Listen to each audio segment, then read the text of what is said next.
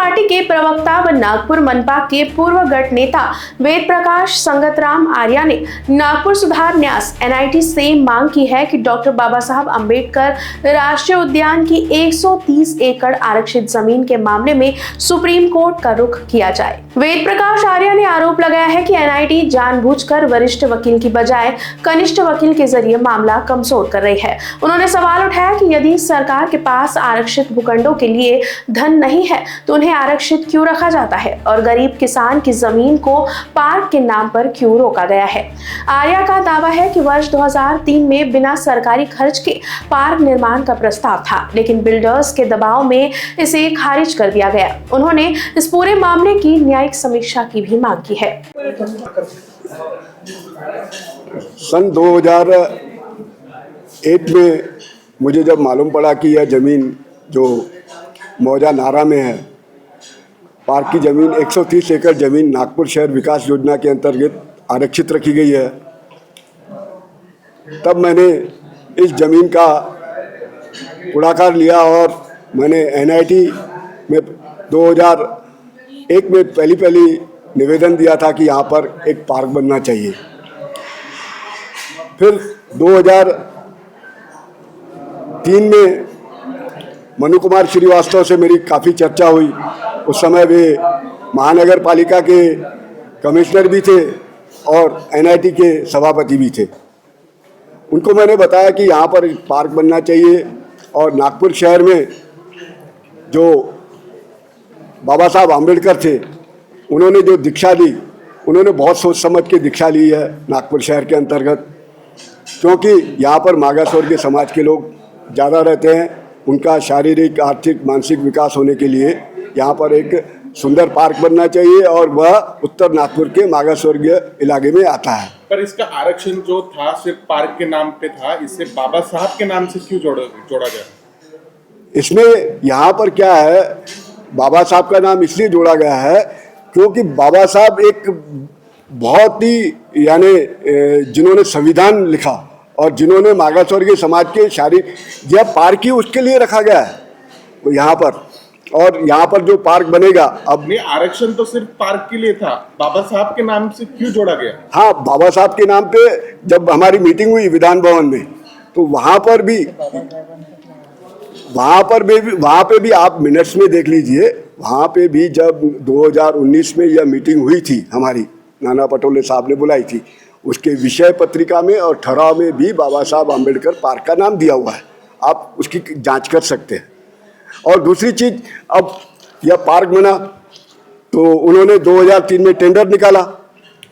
Tender निकालने के बाद 3 लोगों ने पुढ़ाकार लिया और 2006 में उन्होंने पार्क को एक्वायर करने के लिए 5 करोड़ 3 लाख रुपए भरे।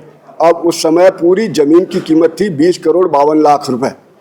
और परंतु कुछ राजनीतिक लोगों को यह हजम नहीं हो रहा था कि यह बड़ा पार्क बनना चाहिए यहाँ पर उत्तर नागपुर में और यह नागपुर की शान बनेगी और जहाँ पर लोगों का आर्थिक और सामाजिक विकास होगा। 2008 में NIT के विश्वस्त थे कृष्णा खोपड़े जी, अपने सुधाकर कोड़े जी और दीनानाथ पडोले।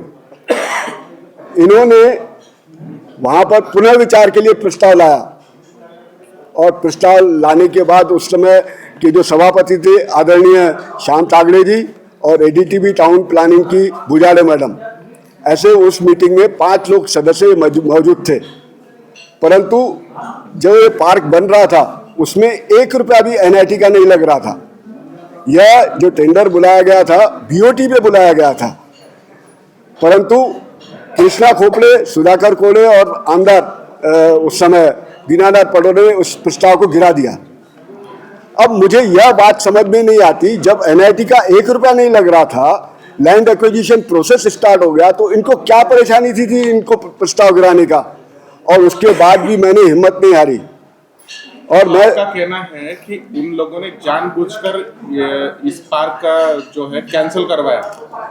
हाँ, उनको जो बिल्डर लोग थे कुछ, अब उन्होंने उनको बहुत बड़े पैमाने पे खुश किया। अब क्या है, यह तो सामने दिखाई दे रहा है ना कि अच्छा एनआईटी का पैसा लगता रहता, एनआईटी का पैसा नहीं रहता था तो हम मान सकते थे कि उन्होंने उस प्रस्ताव को गिराया, परंतु जब एनआईटी का पैसा ही नहीं लग रहा तो वो प्रस्ताव को क्यों गिराना चाहिए। और उसके बाद भी मैंने हिम्मत नहीं हारी। यह कोई मेरा व्यक्तिगत नहीं है, यह जब पार्क के लिए रखी गई है, कोई मेरा इसमें ऐसा था कि भाई यहाँ पर, फिर भी मैं 2012 उसके बाद भी लड़ता रहा, संघर्ष किया। फिर 2012 में मेरी तबीयत अचानक खराब हो गई, फिर भी मैंने प्रस्ताव को जारी रखा। फिर 2019 में यह केस हाईकोर्ट के अंदर में गया, सूरी नामक ने एनआईटी के ऊपर केस किया कि ये शायद जमीन रिलीज होना चाहिए। 2021 में मुख्यमंत्री के नज़दीक के लोगों ने यह प्रॉपर्टी खरीदी, तब मुझे लगा कि यह प्रॉपर्टी, जब मुझे किसी ने बताया कि यह प्रॉपर्टी ऐसी ऐसी है तो मुझे लगा कि यह प्रॉपर्टी निकल जाएगी। तो अभी आपका इस पर क्या ठोस कहना है कि क्या होना चाहिए?